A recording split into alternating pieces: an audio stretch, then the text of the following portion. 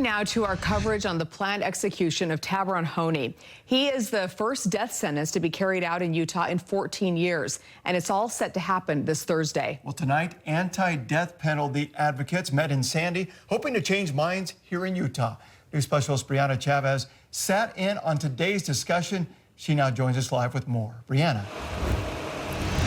Yeah, Dan and Debbie, today's was really just to have time and a conversation with people on both sides of the issue about what the death penalty is, and just all of this again ahead of Honie's execution.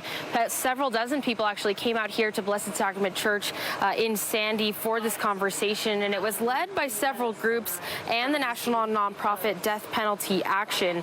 People did have the chance to hear from several advocates, including victims of crimes who've forgiven their attackers and how they've been impacted. Now, again, the last execution in our state was back in 2010, and then this presentation was aimed at just raising awareness on the topic and learning more about the death penalty.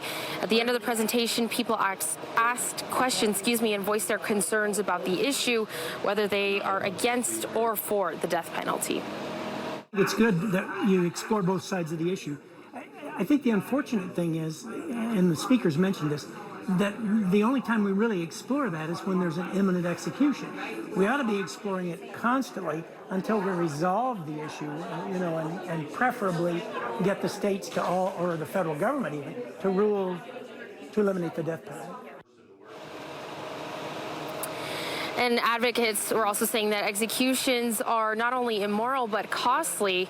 As we reported, the Department of Corrections says they spent about $200,000 to obtain 3 doses of the drug that's expected to be used on Honie this week. And advocates are going to continue this discussion. They plan on meeting Wednesday at 11 a.m. at the Capitol, and then ahead of Honie's planned execution Wednesday night at 11 p.m. over at the state prison. We'll have more on this conversation, plus more on their planned events over on our website, ksltv.com. Guys? Yeah. All right, Brianna, we'll have full team coverage on that day leading up to that as well. Thanks for that report.